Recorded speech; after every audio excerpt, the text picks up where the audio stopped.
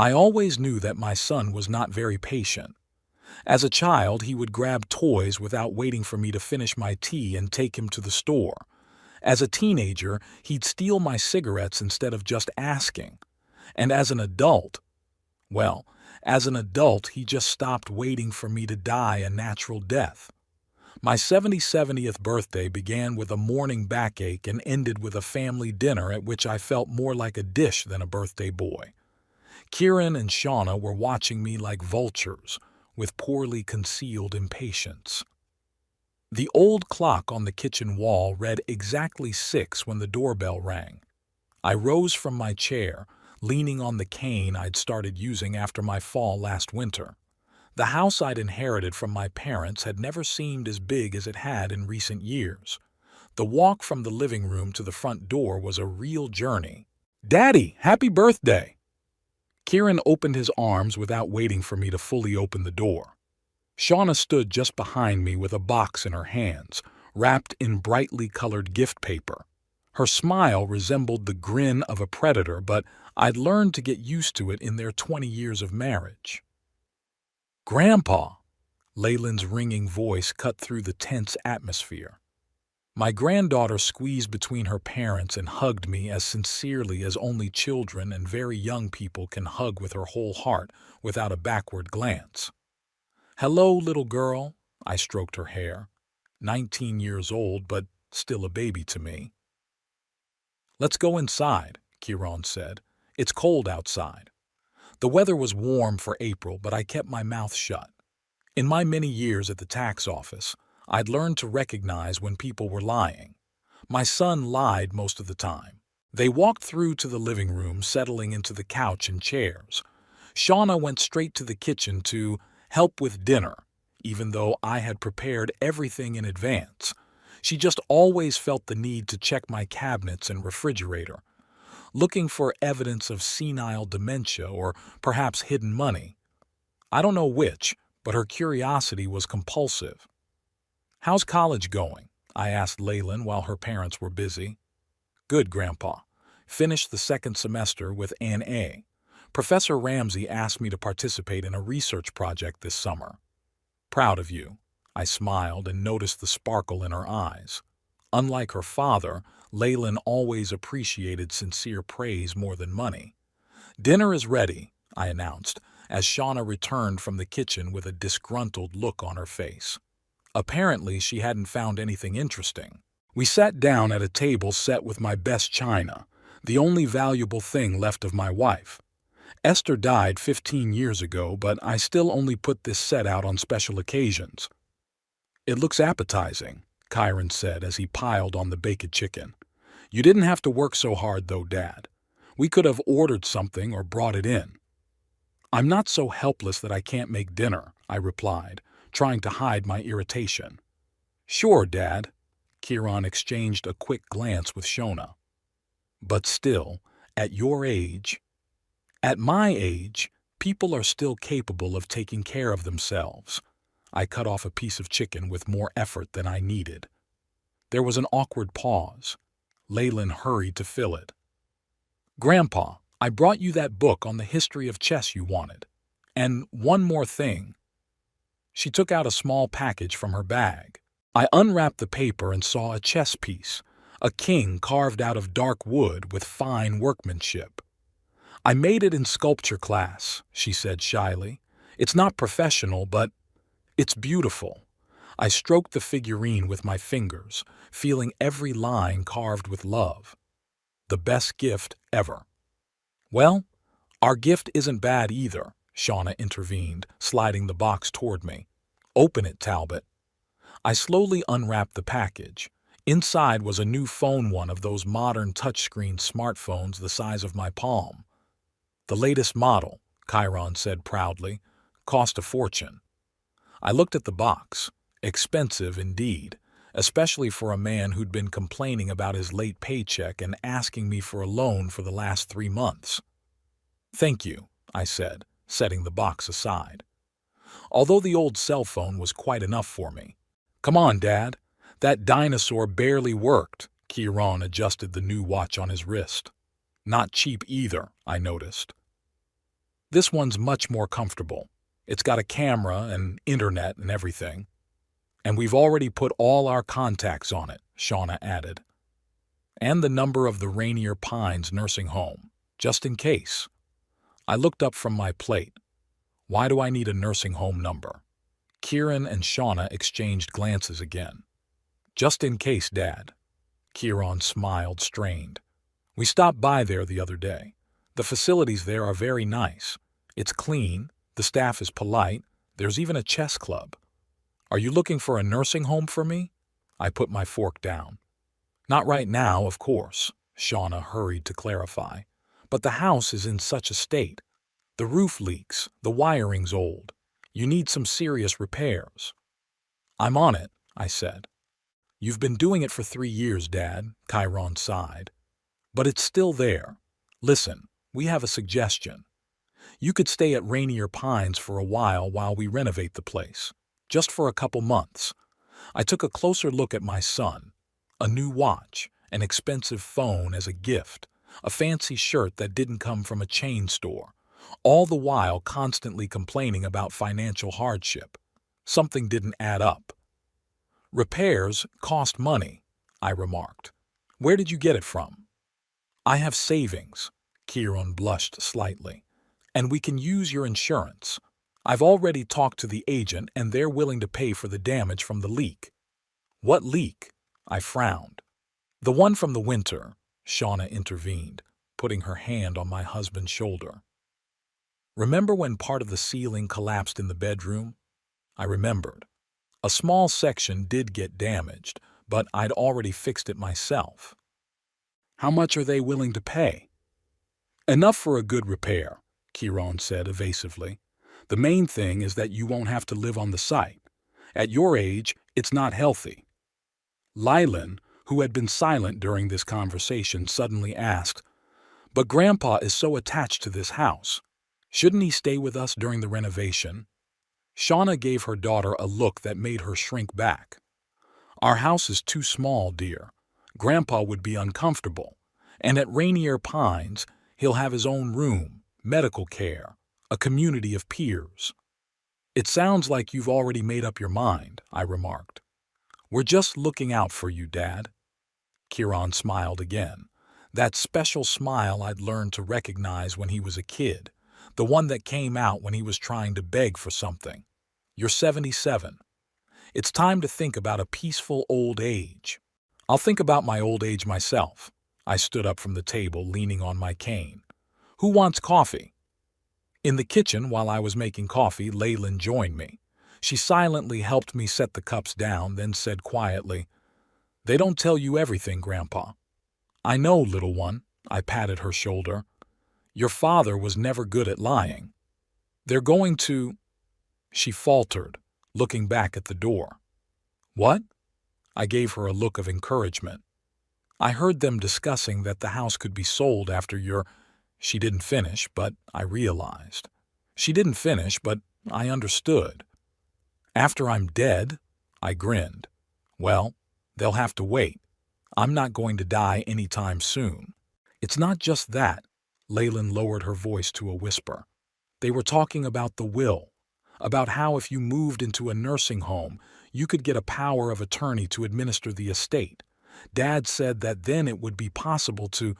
She stopped talking again. You could what? Take out a loan against the house to renovate it. But I know they want to use the money for themselves. Mom wants a new car. I wasn't surprised. Shauna's always had a tendency to live beyond her means. Thanks for telling me, Leyland.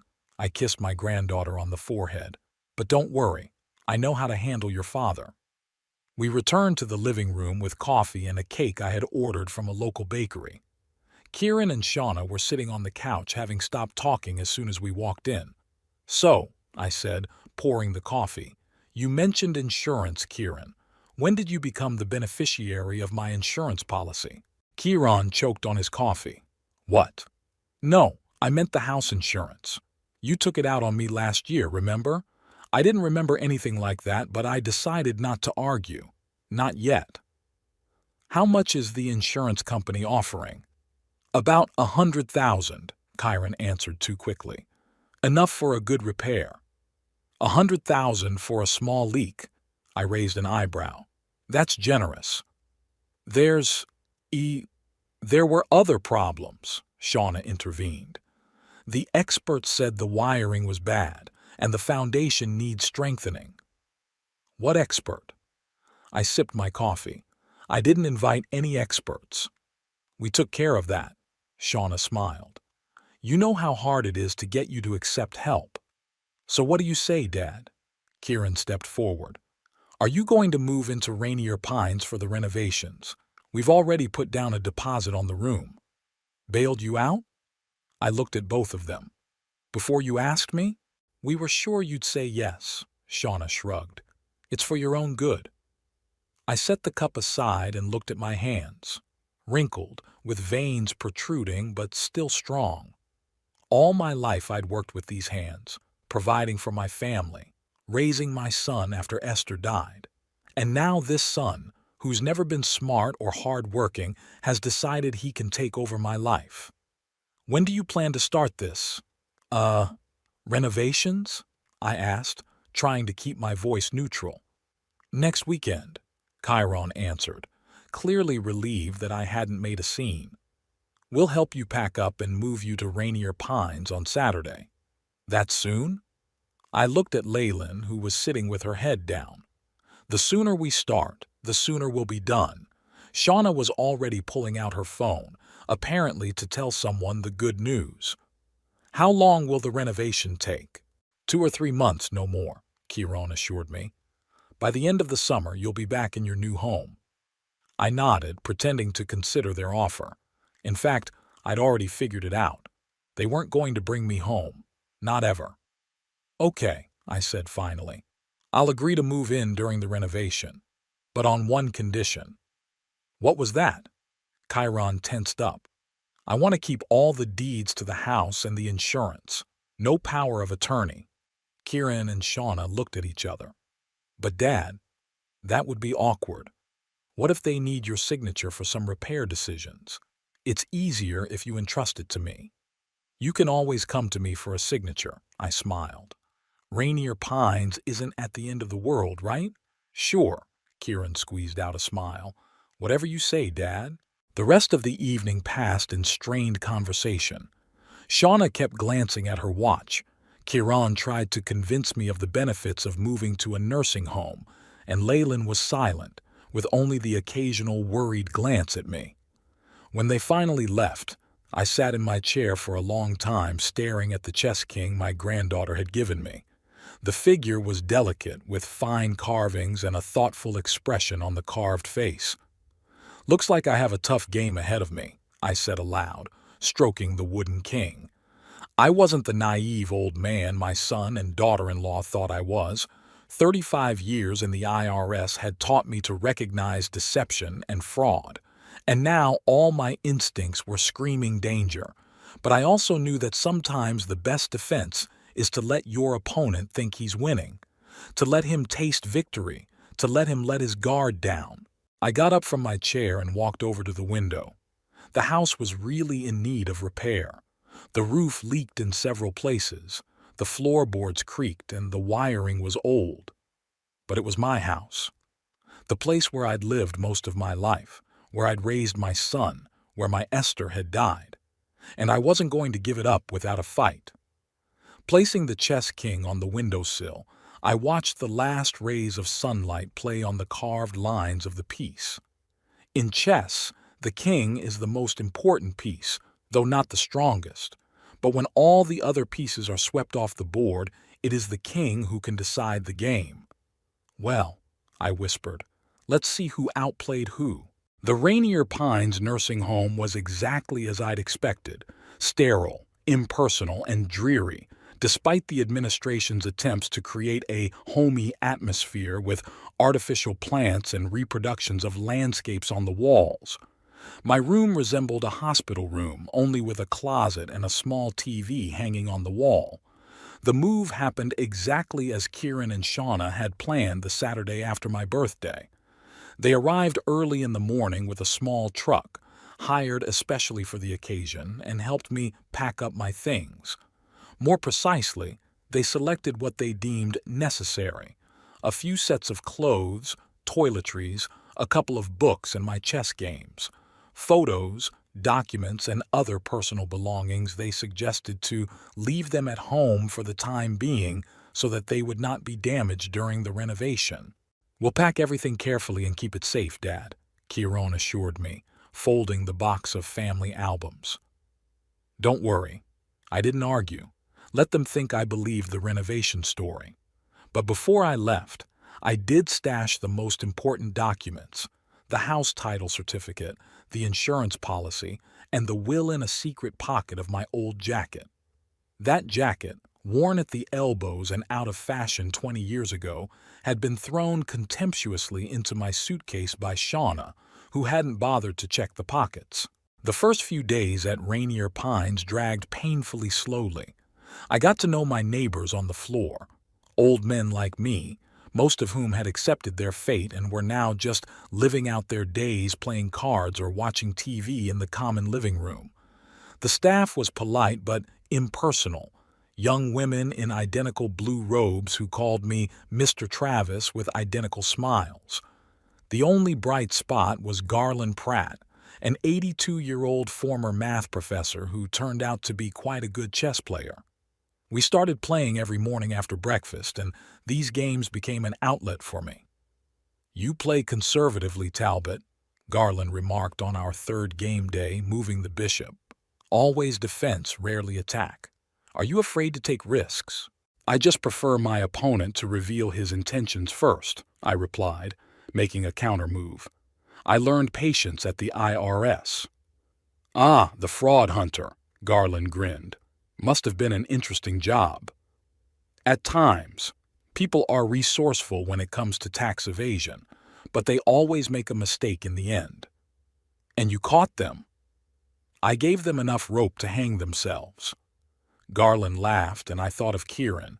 My son had never been known for patience or intelligence, and if he's up to what I suspect he's up to, he's bound to make a mistake. On the fourth day of my stay at the nursing home, Leyland came over. She brought me homemade cookies and a new book on the history of chess. "How are you, Grandpa?" she asked, looking around my room with ill-concealed sympathy. "Alive, as you can see," I grinned. "It's not the worst place. The food's decent, and I've got a chess partner." "I'm so glad." She sat on the edge of my bed, nervously tugging at the sleeve of her sweater. "You're not mad at Daddy for all this?" "Should I be?" Leyland hesitated, then said quietly, "I just think what they did was unfair, forcing you to move in here under the pretense of renovating, when really—" "Actually what?" I looked at her carefully. "Nothing," she shook her head. "I don't want to upset you." "Leyland," I took her hand, "I'm 77 years old. I've survived the Vietnam War, the death of my wife, and 3 economic crises. No matter what happens, I can handle it." She looked into my eyes, then said quietly, "They're not planning any renovations, Grandpa. They want to sell the house." I nodded. I'd suspected it anyway, but hearing the confirmation from Leyland still hurt. "Dad talked to the realtor the day after you moved here. They're already discussing price and commission." "I see." I squeezed her hand. "Thank you for telling me. I'm so embarrassed for them." Tears glistened in her eyes. "I tried to talk to Dad, but he said it was for your own good, that you couldn't live alone anymore and the house was falling apart anyway." I was about to answer when my phone, the new one Kieran and Shauna had given me, suddenly rang. My son's name popped up on the screen. "Hi, Kieran," I said, putting it on speaker so Leyland could hear too. "Dad." Kieran's voice sounded strange, strained. "I need to come to you right away. Something's happened." "What kind of something?" A long pause, then. "A fire, Dad. There was a fire in the house." I felt Leyland squeeze my hand tighter. "How serious?" I asked, trying to keep my voice steady. "Very," Kieran coughed. "The house, it's almost completely burned down. The fire department says it was probably caused by old wiring. This is exactly what we warned you about. When did this happen? Last night. Neighbors noticed the smoke around midnight and called the fire department, but it was too late. The fire spread too fast. I looked at Lylan. Her face was pale, her eyes widened with shock. "I'll be there in an hour," Kieran said. "We need to discuss what to do next." He hung up and there was a heavy silence in the room. "Grandfather," Leyland started, but I shook my head. "Not now, little girl." I stood up and walked over to the window. Behind the glass I could see the well-kept yard of Rainier Pines, with its neatly trimmed bushes and gravel paths. Not at all like my old orchard with the apple trees I'd planted 30 years ago. The house burned down, the place where I'd lived most of my life, where every corner held memories of Esther, of little Kieran, of my parents, all gone in the fire. A coincidence. I didn't believe in such coincidences, especially after my son insisted on taking out insurance in his own name. "You think it's Dad?"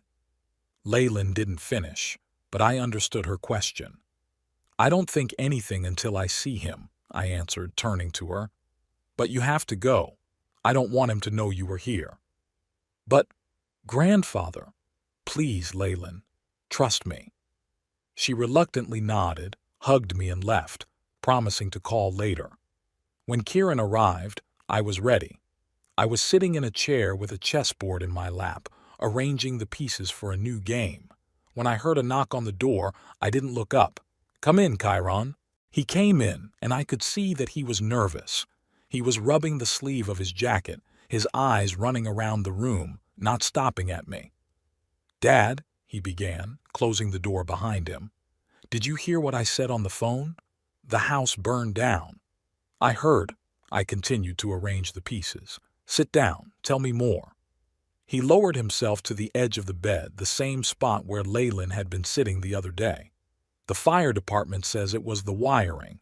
Remember how we warned you?" There was an accusatory note in his voice. "If you'd agreed to the repairs sooner—" "If I'd agreed earlier, I might have burned down the house," I said calmly. "It's a strange coincidence, don't you think? As soon as I move here, the house catches fire." Kieran turned pale. "What do you mean?" "Nothing much." I put the last piece on the board, the Black King. "Just thinking out loud. Have you talked to the fire department? Did they investigate?" Yes, of course." Kieran licked his lips. "They said it was probably a short in the kitchen wall. There was old wiring in there, remember?" "I remember," I nodded. "So what now? The house is completely destroyed?" "Pretty much." Kieran pulled out his phone and showed me the pictures. I swallowed a lump in my throat. All that was left of my house was a charred frame. The roof had collapsed, the walls blackened with soot, the windows gaping with empty eyes. Yellow police tape was stretched around the ruins. "What happened to my stuff?" I asked. "Photos, papers." "Everything burned, Dad." Kieran shook his head with an expression of fake regret. "We didn't have time to take anything out. But don't worry, the most important thing we have is insurance." "Insurance," I repeated. "The one you took out in your own name?" "Yes," Kieran said, visibly revitalized. "And it's our salvation. I've already talked to the agent and they're willing to pay the full amount, $500,000. We can build a new house or—" He hesitated. "Buy you a nice apartment nearby. In the meantime, you can stay here at Rainier Pines. I've already made arrangements with the administration for a long-term stay." "That's very thoughtful of you," I said. "And when is the insurance company going to pay out?" "Within a month." Kieran couldn't hide his excitement. "They just have to complete their investigation, but that's a formality." "I see." I began to arrange the pieces for a new batch. "And this money will go—" "For a new home for you, of course," Chiron exclaimed too hastily. "Shona and I have already looked at the options. There's a great senior apartment not far from here, with elevator, concierge, all the amenities." "Sounds like fun," I grinned. But you know, Kieran, I've always loved my old house. All those memories. Your mother, your childhood. It's all burned down. Kieran had at least the conscience to look guilty. Yes, it's terrible, Dad. But we have to move on. You're 77. You deserve to be comfortable in your old age. Why do you need a big house that requires constant maintenance? Why indeed? I picked up a white pawn and twirled it in my fingers. You're right, son. Maybe it's for the best. Kieran clearly hadn't expected such a reaction. He blinked, then smiled uncertainly. Really? You're not angry? What would I be angry about? Fate? At the old wiring? I shrugged. What happened, happened. Now you have to decide how to move on with your life. Exactly, Kieran glared. I knew you'd understand. Shona and I will organize everything, a new apartment, furniture, everything you need. Thank you, son, I nodded. But don't rush the move. I need time to get used to the idea that I've lost my home. Let the insurance company pay the compensation first. Sure, Dad. Kieran stood up, clearly pleased with the way the conversation had gone. I'll keep you posted. I'm sorry about the house. I really am. When he left, I sat still for a long time staring at the chessboard. 500,000. That's a lot of money for a humble postal worker. Enough to buy a new car for Shauna, pay off their loans, and maybe even buy a bigger house for myself. And me? Well, I'd get a modest apartment in a nursing home or, if I insisted, a small apartment somewhere on the outskirts. I had no doubt that Kieran had set the fire.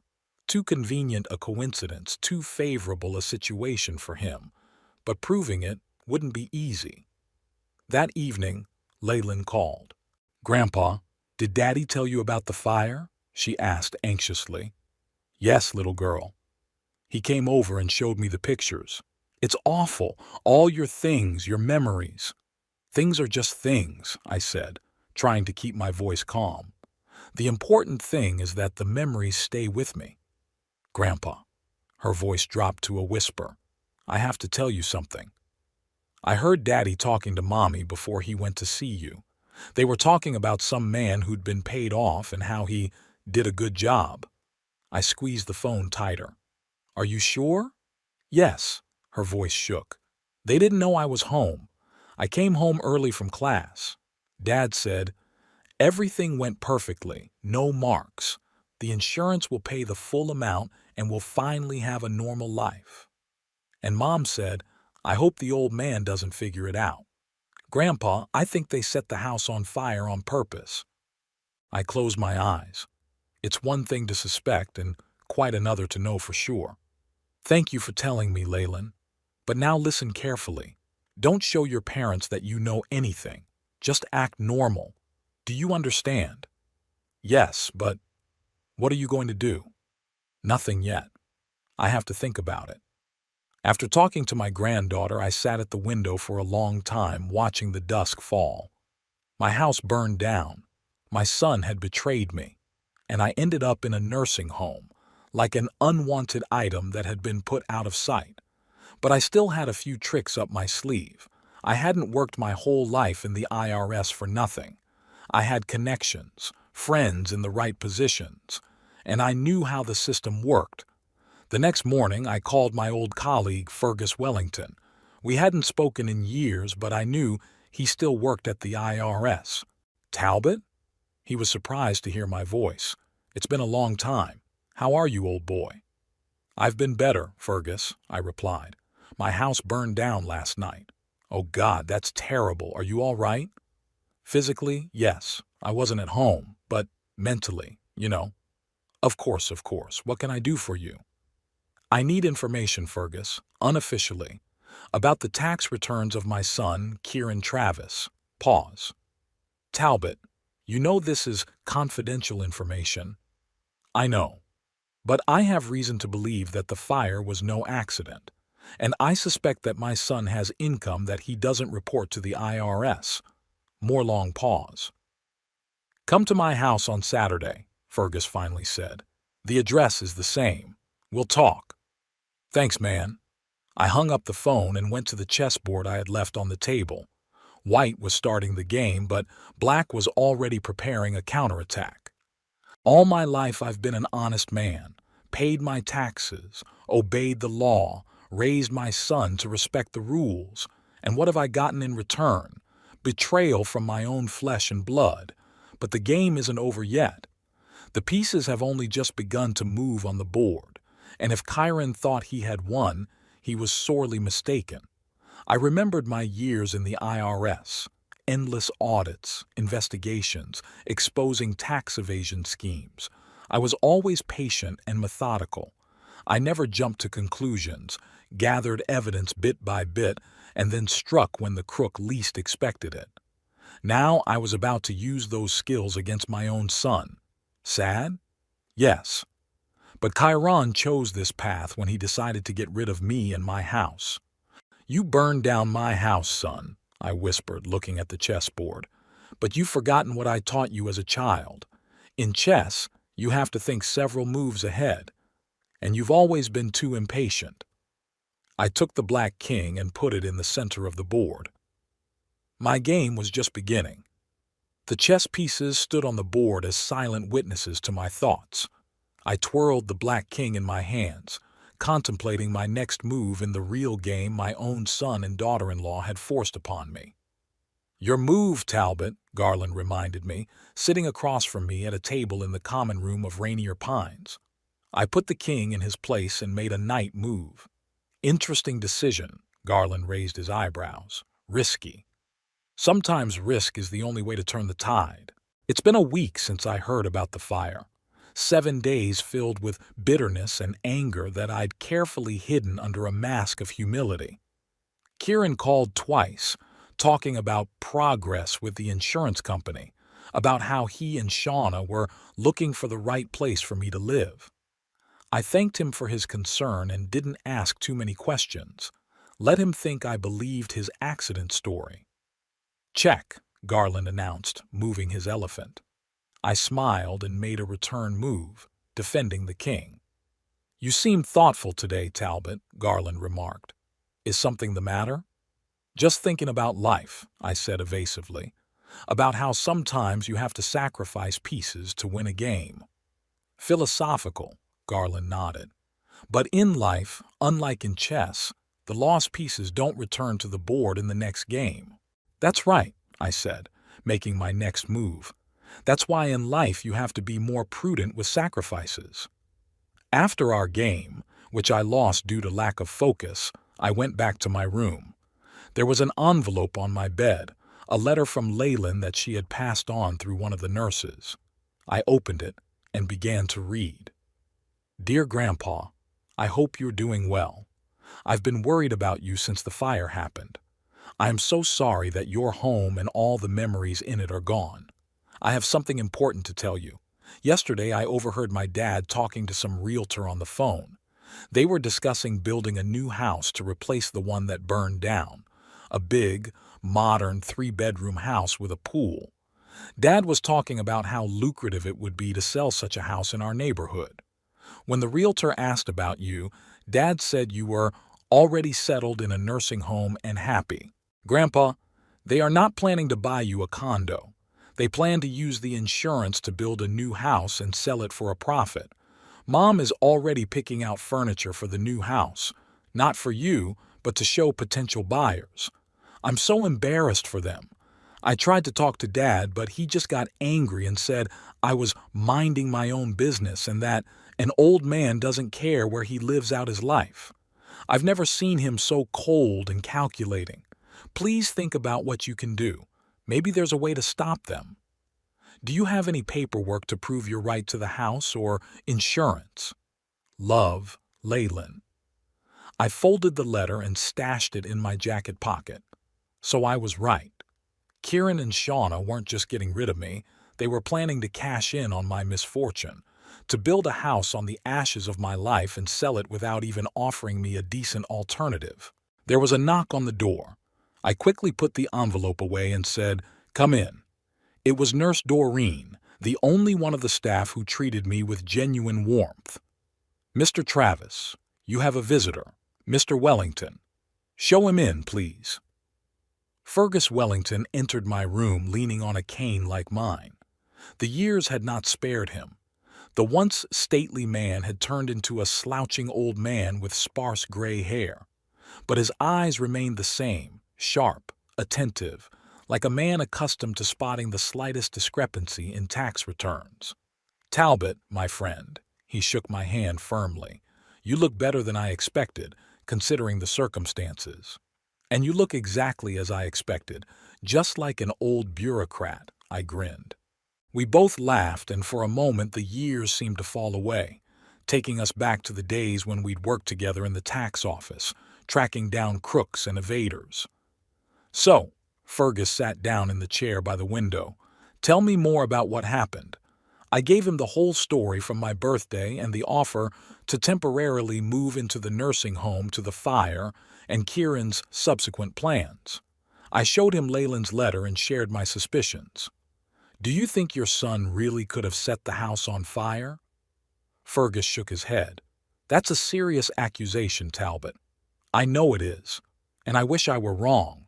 But everything points to it. The insurance policy in his name, the accidental fire just after I moved in, the talk of money paid. What about the police investigation? They had to look into the cause of the fire. According to Kieran, they concluded it was faulty wiring, but I doubt the investigation was thorough. More likely they accepted the most obvious explanation." Fergus tapped his fingers thoughtfully on the arm of his chair. "You mentioned your son's undeclared income. What makes you think that?" "Over the last year, Kieran has been complaining about financial difficulties, asking me to borrow money. But at the same time, I've noticed he's bought expensive new things: watches, cell phones, clothes. His wife changed her car to a newer model, and now they're planning to build a house worth several $100,000. And you don't think a postal worker should have that kind of money?" "That's right. Kieran's always lived from paycheck to paycheck. And suddenly he has the means to do all these things?" Fergus nodded. "I checked his tax returns for the last 5 years, as you asked, and I must say, your suspicions have merit." He pulled a folded piece of paper from his inside jacket pocket and held it out to me. "Here's a copy of his latest return. Officially, Kieran earned $42,000 last year. His wife made $36,000. Together, that's about $80,000. Not bad, but not enough for the kind of lifestyle you're describing." "Any sign of additional income?" "Not directly, but there are a few interesting points." Fergus leaned closer. "First, your son hasn't filed his returns on time for the last 3 years, always asking for an extension and then filing at the last minute. Second, he has a business bank account that he doesn't list on his tax return." "A business account?" I raised my eyebrows in surprise. "What business?" "Kieran's worked at the post office all his life. The account is officially registered to a company called KT Consulting, a very vague name that could hide anything. I couldn't access the transactions on that account without an official investigation, but the mere fact that it existed was already suspicious." I leaned back in my chair, pondering the information I'd received. KT Consulting were Kieran Travis's initials. My son, always so simple and obvious in his actions, suddenly acquired a secret company. "What else did you find out?" "In the last year, your son has a new car registered in his name worth about 40 grand.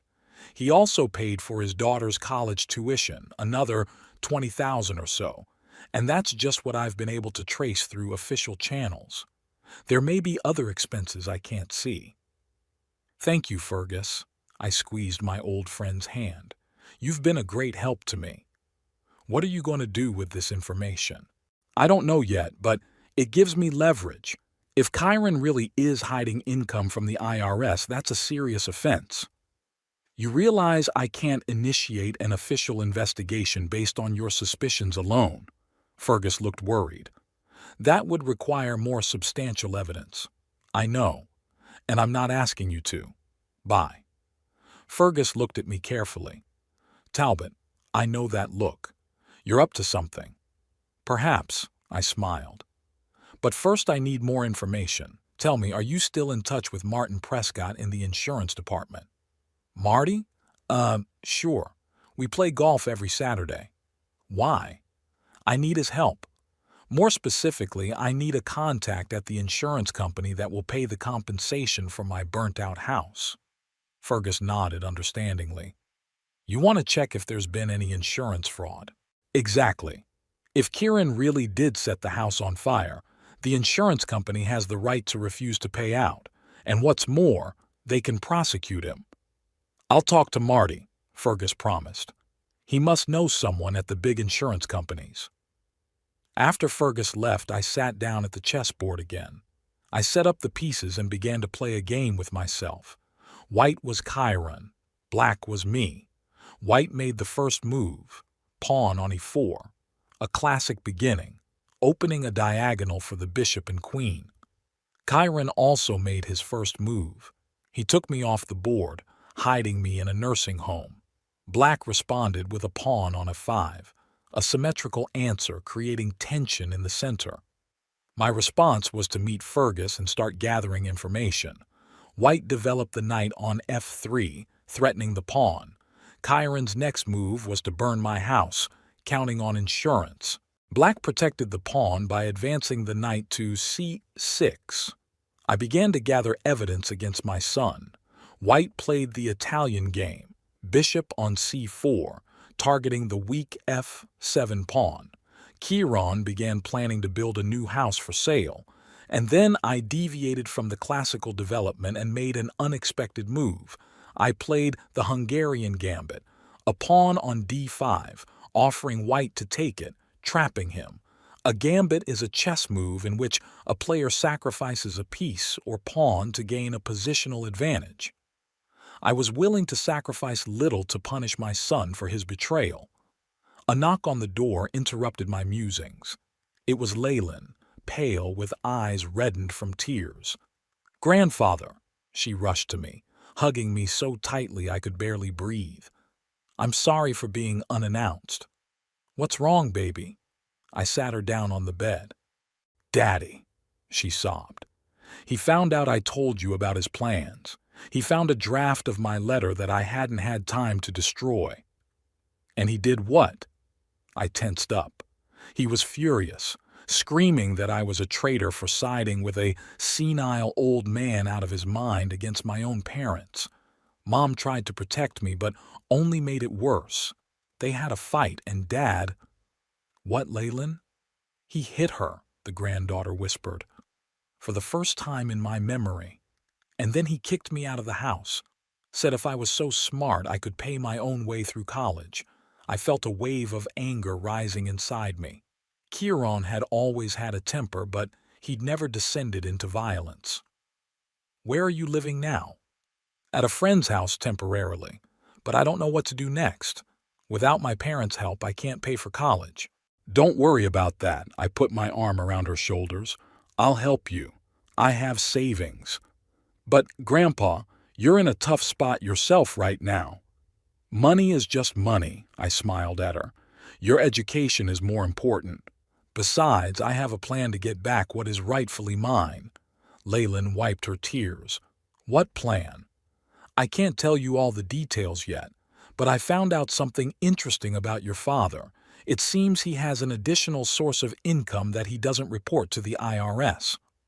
"You mean KT Consulting?" Leyland surprised me with her knowledge. "You know about that?" "Not really. I've seen documents with that name on them in my dad's office, and I've heard him discussing some deals on the phone. He's always very cautious and speaks in hints, but I figured it was about some packages to be delivered bypassing normal channels."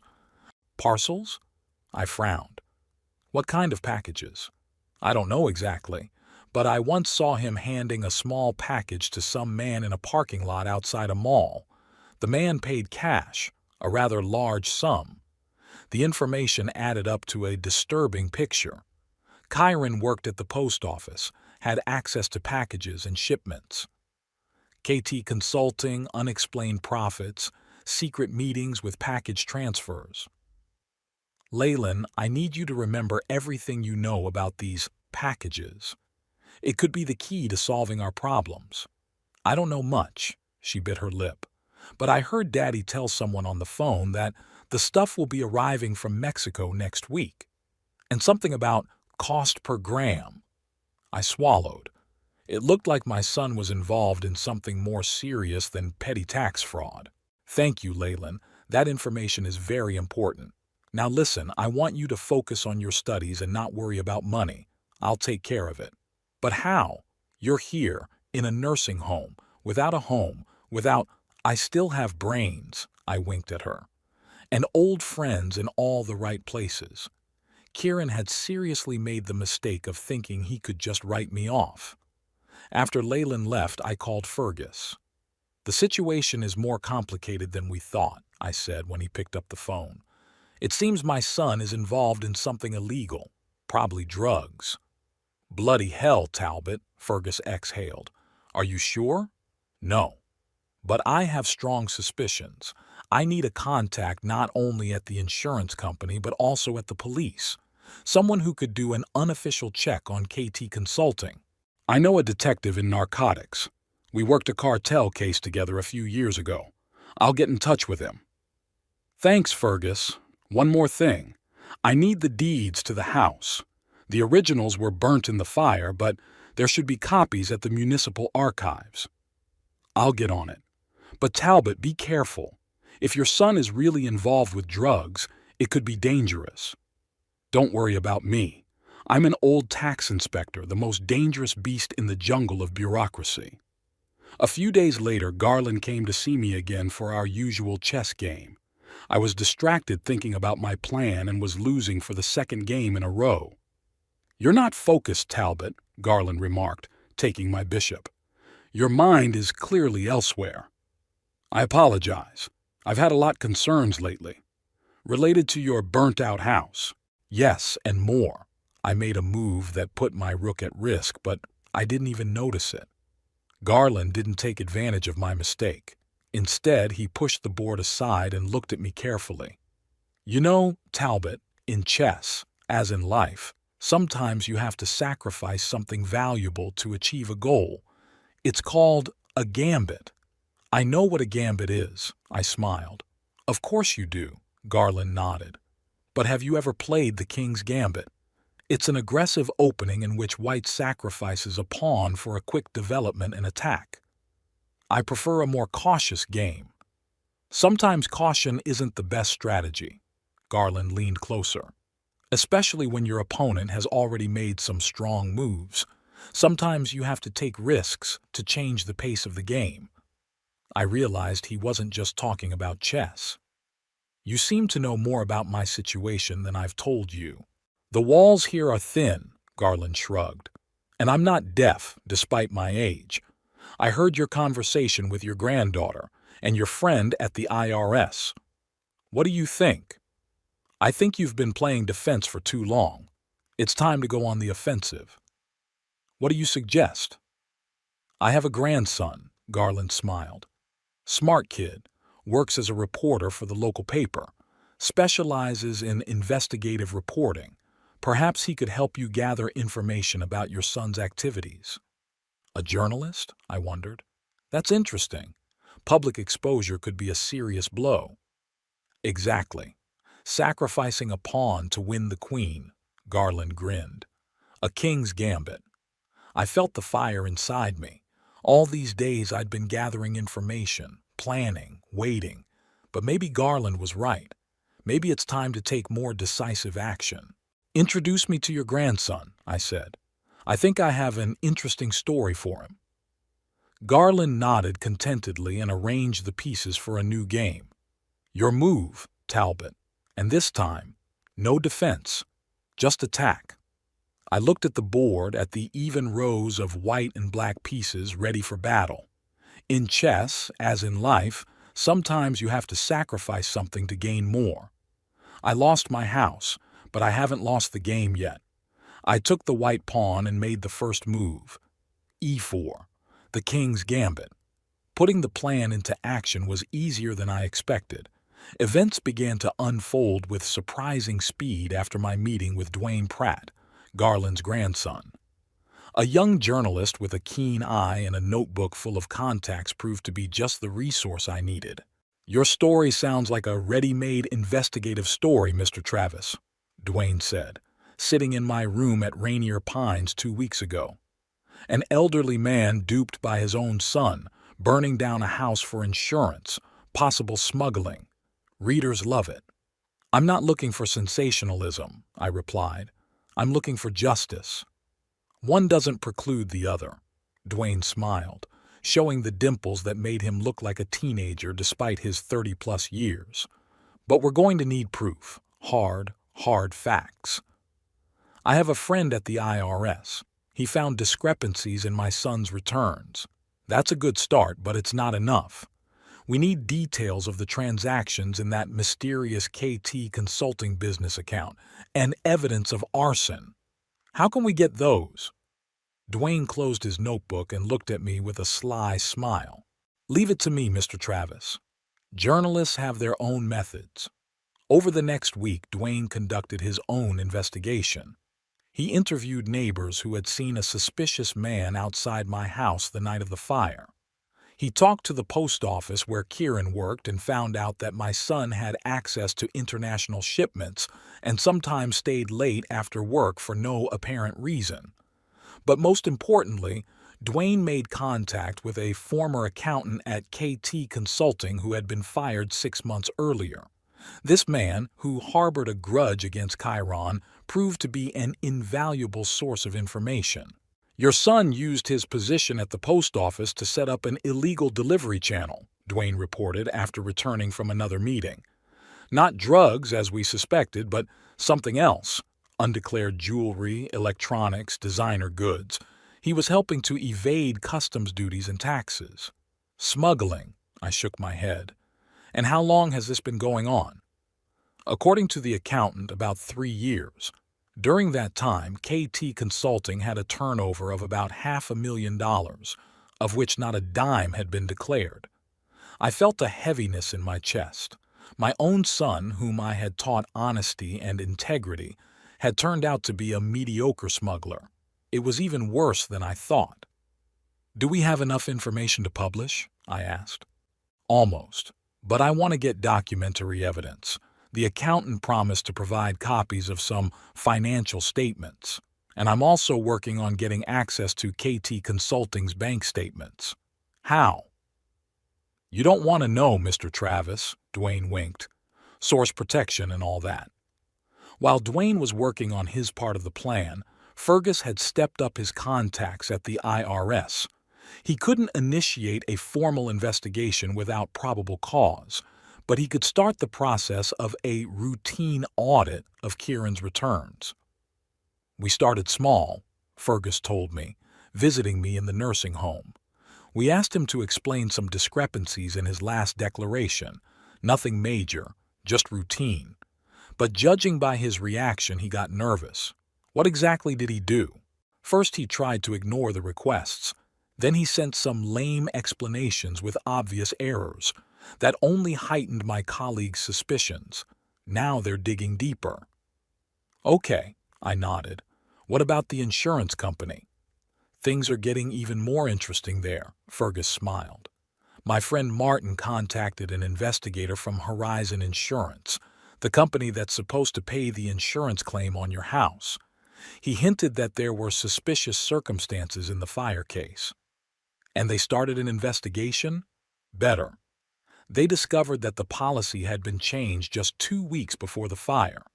The amount of coverage was increased from $200,000 to $500,000, and Chiron was the beneficiary instead of you. That's a red flag for the insurance company." "Chiron told me that I took out insurance on him last year." I shook my head. "Another lie. What's more, the insurance investigator found a witness, a neighbor who saw a strange man enter your house late at night on the day of the fire. And something else interesting. The fire examiner found traces of accelerant in several places in the house. This is clearly not an accidental ignition from faulty wiring." Kieran hired an arsonist. I clenched my fists. Used my trust to trick me into evicting him, then destroyed my house for money. Now, the insurance company has enough reason to deny the payment and turn the case over to the police. They've already contacted an arson detective. The plan worked even better than I expected.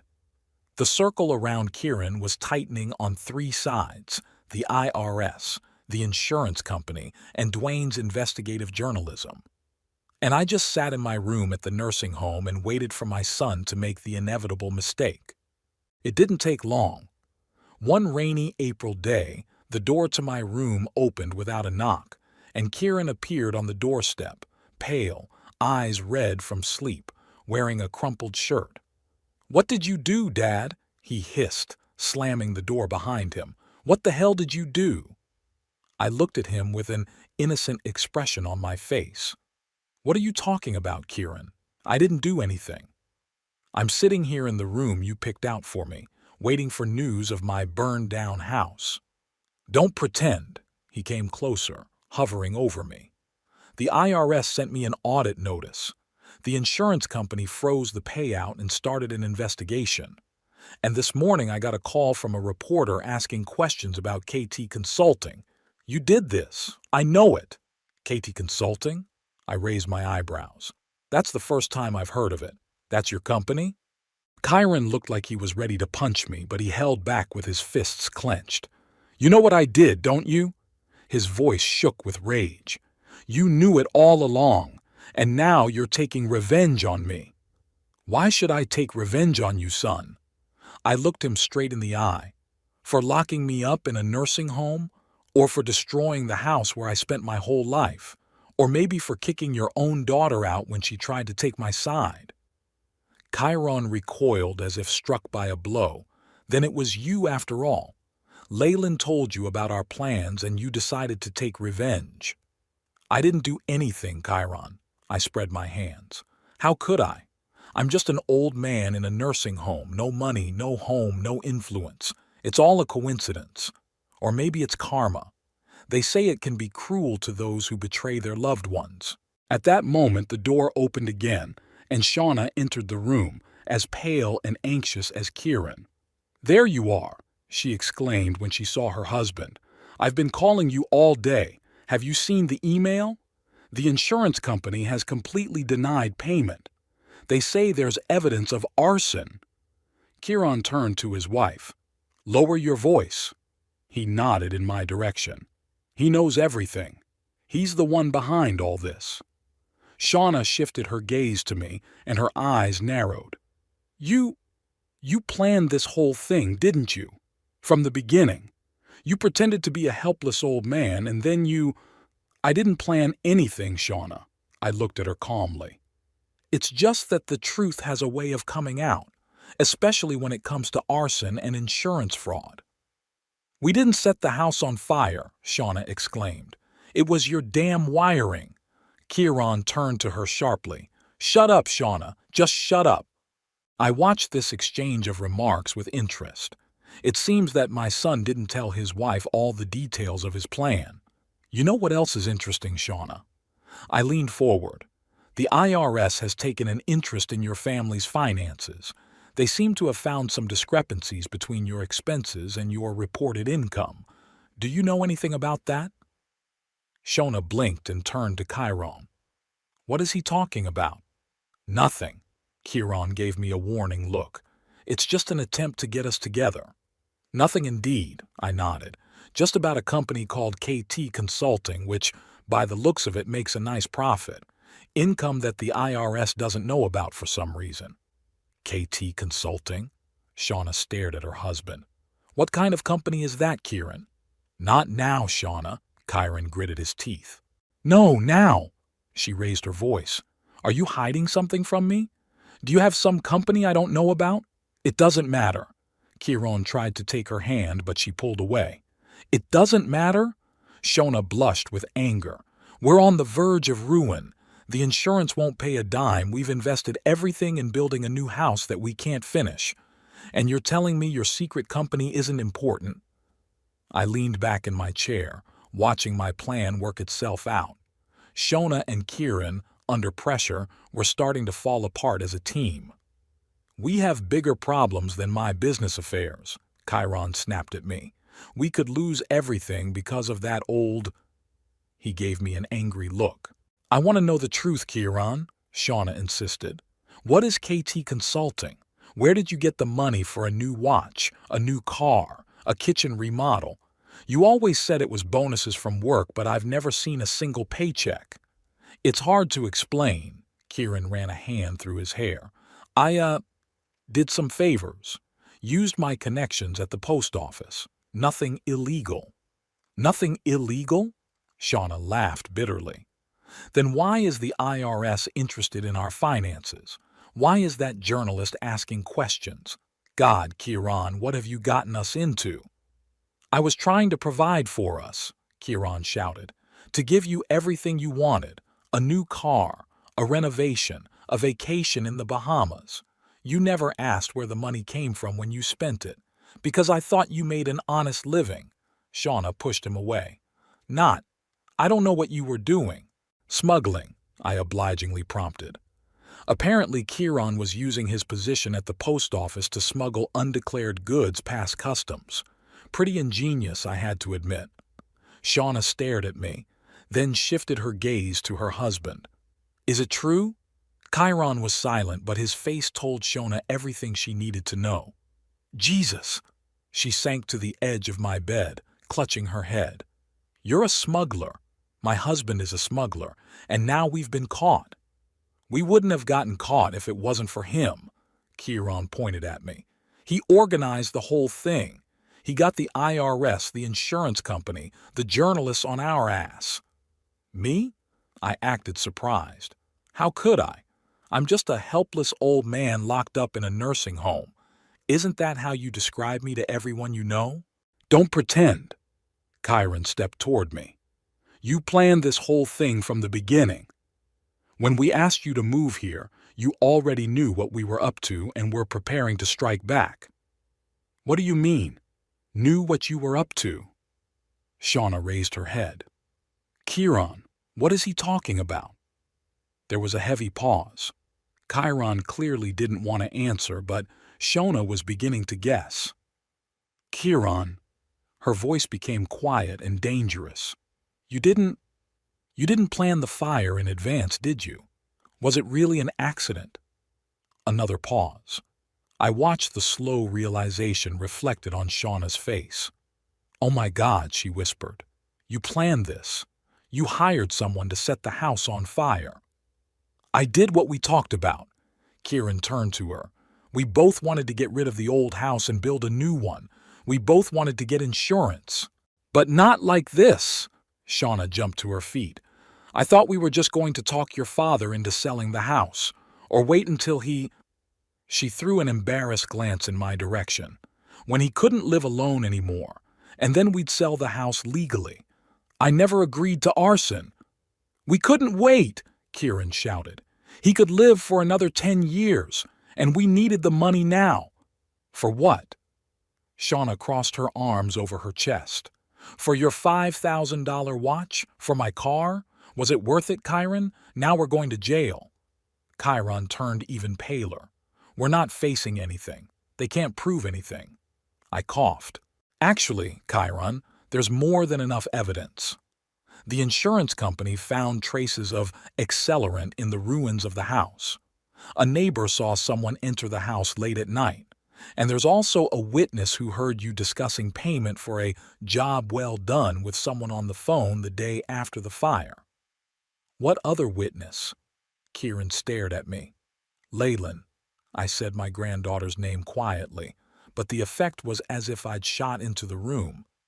"She heard your conversation when she came home earlier than usual." "Leyland?" Shauna looked at her husband with horror. "Our daughter knows you set fire to your father's house, and you wonder why she took his side." "She knows nothing," Chiron exclaimed. "She couldn't have heard." He paused, apparently remembering that day. "She could," I nodded. "And she heard. And she told me. And I told my friend at the IRS who told his friend at the insurance company. See how easy it is?" Chiron looked like he was about to explode. His face was flushed, the vein in his forehead bulging. "You destroyed me," he hissed. "Are you satisfied?" "No, Chiron," I shook my head. "I didn't destroy you. You destroyed yourself. Your greed, your impatience, your willingness to betray even your own father for money." Shona suddenly burst into tears, covering her face with her hands. "What's going to happen to us now? To Leyland? We'll lose everything. Our home, our jobs, our freedom. You have to fix this." Chiron turned to me, a pleading tone in his voice. "You can retract your accusation, say it was a misunderstanding." "I wasn't accusing anything," I shrugged. "I just shared my suspicions with my friends. The rest is the work of the competent authorities. The insurance company found evidence of arson on its own. The IRS took an interest in your finances on their own. And the journalist. Well, journalists are always looking for interesting stories." "You can't do this to us," Shauna exclaimed. "We're your family." "Family?" I looked at her in surprise. Family doesn't lock an elderly father in a nursing home. A family doesn't set his house on fire for insurance. A family doesn't kick their own daughter out of the house for telling the truth. Kieran and Shauna looked at me with the same expression of horror and despair. My plan had worked even better than I'd expected. They had backed themselves into a corner, and now they had no one to blame but each other. "This is all your fault," Shona suddenly shouted, turning to Chiron. "You're the one who insisted on getting rid of your father. You hired the arsonist. You were smuggling. And now we're all paying for your actions." "Me?" Chiron stared at her in disbelief. "You were the first one to suggest we move my father into a nursing home. You were always complaining that we didn't have enough money. You wanted a new car, a new kitchen, a vacation in the Bahamas. Where did you think the money was going to come from? Don't you dare hold me responsible for your crimes." Shauna shoved him in the chest. "I never asked you to break the law. I thought you were getting bonuses at work, promotions, whatever, but not this." They continued to yell at each other, completely oblivious to my presence. I watched this scene with mixed feelings of satisfaction and sadness. My plan had worked perfectly. I had split their alliance, made them blame each other instead of uniting against me. "If you go to trial, I won't stand next to you," Shauna shouted. "I'll say I knew nothing about your affairs." "Really?" Chiron laughed bitterly. "And how will you explain all those expensive clothes you wear, the car you drive? Do you expect the court to believe that you didn't notice the sudden improvement in our financial situation?" "I'll leave you." Shauna headed for the door. "Right now! Get your stuff by tonight." "This is my house," Chiron shouted. "I'm paying for it. We'll see what the court says." Shauna slammed the door so hard that the walls shook. Chiron remained standing in the middle of the room, breathing heavily. Then he slowly turned to me. "Satisfied? You destroyed my family." "No, Chiron," I shook my head. "You did it yourself. When you decided that money was more important than family. When you betrayed me, your daughter, and even your wife by keeping the truth from her." "What happens now?" he asked quietly. And for the first time in a long time I saw fear in his eyes, not anger. "I don't know," I shrugged. "It depends on a lot of factors. The insurance company's decision, on the results of the IRS investigation, what the police discover about your smuggling activities. Am I facing jail time?" "Maybe," I nodded. "For arson, insurance fraud, tax evasion, smuggling. The list is long. I didn't mean for things to turn out this way. I just wanted a better life for me and my family." "At the expense of me," I pointed out. "At the expense of destroying my home and the memory of your mother." He didn't answer, continuing to sit with his head down. I watched him and felt a strange emptiness inside. I had achieved my goal. Chiron was punished, his plans ruined, his marriage on the verge of collapse. But victory brought me no joy, only bitterness at the realization that my only son was capable of such betrayal. "Go away, Kieran," I said at last. "You have many problems to solve, and I'm not one of them anymore." He raised his head and looked at me with a long look. "You'll never forgive me, will you?" "No," I answered honestly. "Some things are unforgivable." Chiron slowly stood up and headed for the door. At the threshold, he stopped. "Do you know what's going to happen to Leyland?" "Shauna kicked her out and I was too angry to help." "Don't worry about Leyland," I said. "I'll take care of her. Unlike you, I'm not abandoning my family." He flinched as if from a blow, then walked out, closing the door quietly behind him. I was left alone in my small room in the nursing home, looking out the window at the rain starting to fall. The plan had worked perfectly. The son and daughter-in-law got what they deserved.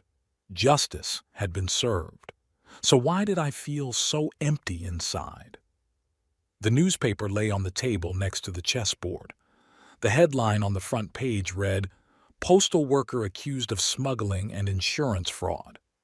Beneath it was a picture of Kieran leaving the courthouse with his head down and accompanied by his lawyer.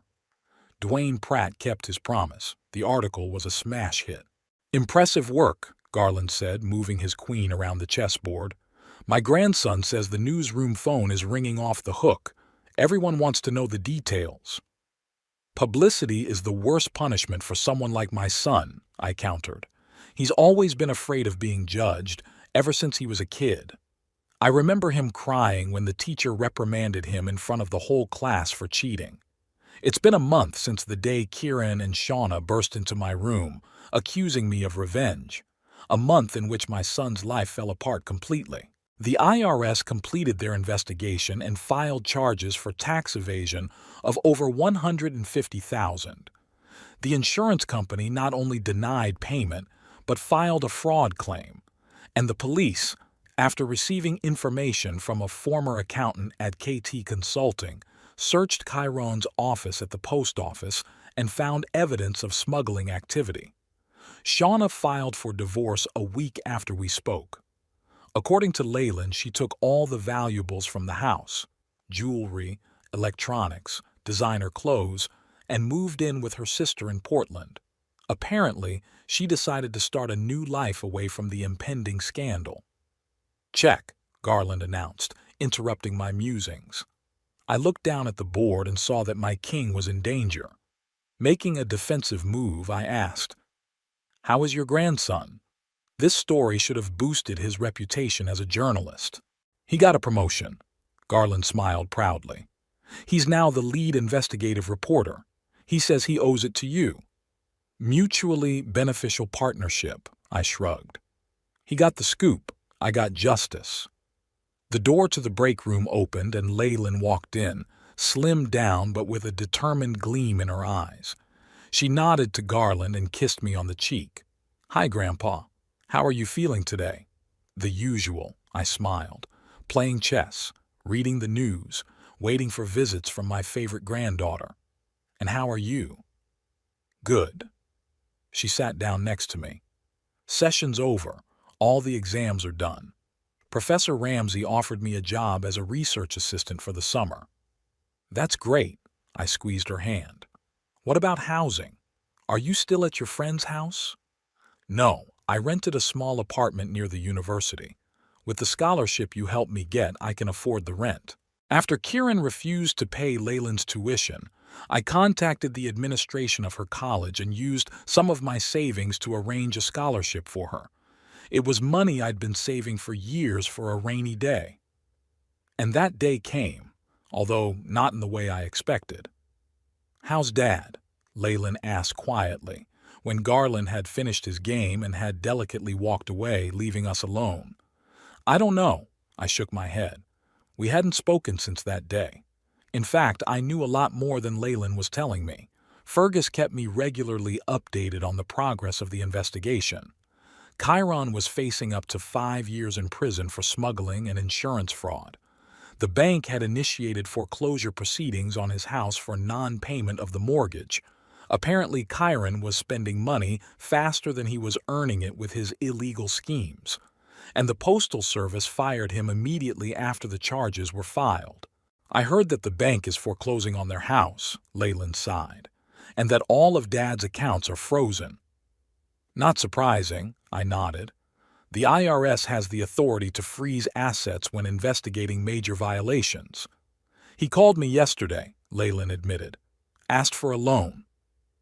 I straightened in my chair. And what did you say? Said I barely had enough for rent and food, she shook her head. That's true. But even if I had the money, I don't know if I would have given it to him, after everything he's done. You don't have to help him, I stroked her arm. He's a grown man and he needs to take responsibility for his actions. I know, she nodded. But I still feel guilty.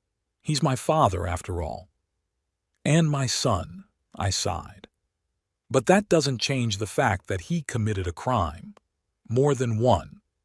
We were silent for a moment, each of us absorbed in our own thoughts.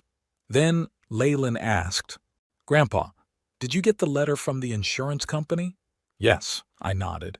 They admitted that I had nothing to do with the arson and offered compensation as the injured party.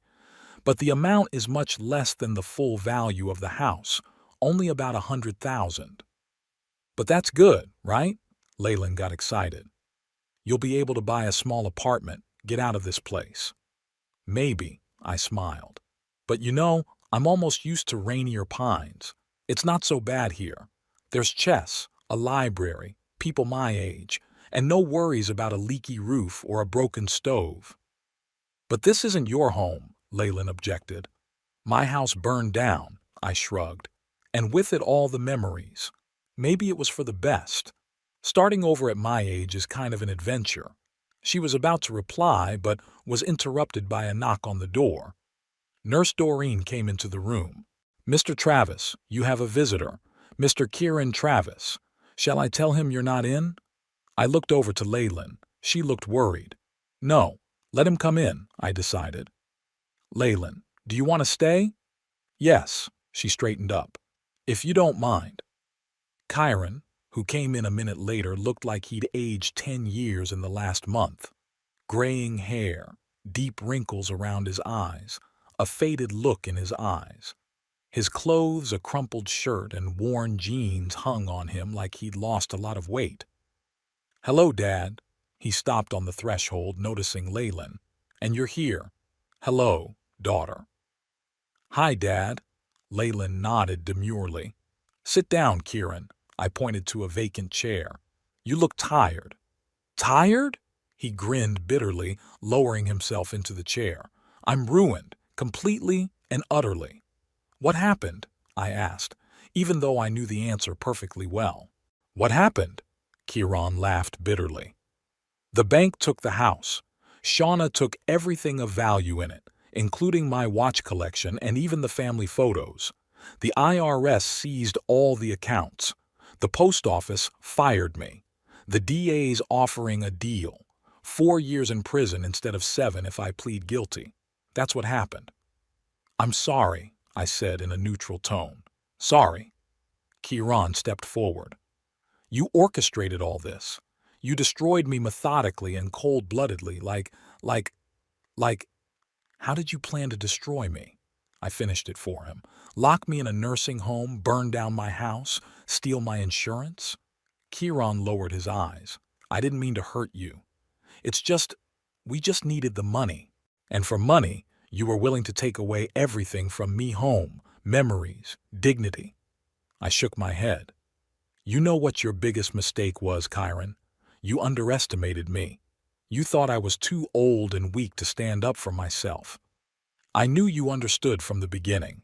Kieran looked up. The day you came to report the fire, you didn't look surprised or upset. You looked ready. Because I was ready, I nodded. I suspected you were up to something, even when you and Shauna suggested I move into the nursing home temporarily. Too pushy, too hasty. And then when the fire happened so soon after I moved in, it was too obvious. And you immediately started planning revenge. It was a statement, not a question. I started gathering information, I corrected. And it turns out you have a lot more skeletons in your closet than I realized. KT Consulting, smuggling, Tax evasion. You've given me more weapons against myself than I could have hoped for. You purposely gave me enough rope to hang myself. Chiron shook his head. Like in one of your tax audits. Exactly. I smiled without joy. I just let the truth come out. You did the rest on your own. Leyland, who had been silently listening to our conversation, suddenly asked, Daddy, why did you come today? Chiron shifted his gaze to his daughter. I wanted to apologize. From you and from Grandpa. And also, he hesitated. I need help. I have no place to live, no money. I thought maybe I'll feel sorry for you. I finished for him. Help you with money? Put a roof over your head? I know I don't deserve it. Chiron lowered his head. But I have nowhere else to go. I looked at my son, broken, desperate, stripped of everything he valued. Part of me wanted to feel sorry for him, to reach out to him. After all, this was my only child, flesh of my flesh. But the other part remembered how he'd planned my banishment from my own home, how he'd hired an arsonist to destroy all my memories, how he'd lied to my face, pretending to be a caring son while he plotted betrayal. No, Chiron, I shook my head. I won't help you. Not after what you've done. But I am your son. There was despair in his voice. The son who betrayed me in the cruelest way. I held his gaze. Some things are unforgivable. Setting fire to my house is one of them. What am I supposed to do? He whispered. Where do I go? That's your problem, I shrugged. You're a grown man. You made a choice and now you have to live with the consequences. Grandpa, Leyland put her hand on my shoulder. Maybe we could... No, I shook my head. Leyland, your father didn't just make a mistake. He deliberately planned a crime. He hired a man to burn down the house where 3 generations of our family grew up, the house where your grandmother died. He wanted to steal the insurance money and leave me to live in that institution. That doesn't deserve forgiveness. Chiron sat with his head down, his shoulders slumped. I understand, he said quietly. I don't deserve your help. But I wanted you to know that I'm sorry. Really sorry. Sorry doesn't change anything. I looked at him emotionlessly. You can't get the house back. Trust can't be rebuilt. I know, he stood up. I'm gonna go. I'm sorry to bother you. He headed for the door, slouching even more. At the threshold, he stopped and turned around. Leyland, I hope you're going to be okay. You deserve a better father than me. Goodbye, Daddy, she replied quietly.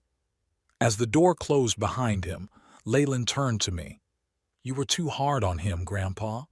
Maybe, I sighed. But he deserved every word, and worse. He looked so broken. He broke himself. I took her hand. Leyland, listen to me. Your father didn't just set the house on fire. He spent years engaging in criminal activity, cheating, swindling. A man capable of that kind of treachery doesn't change just because he gets caught.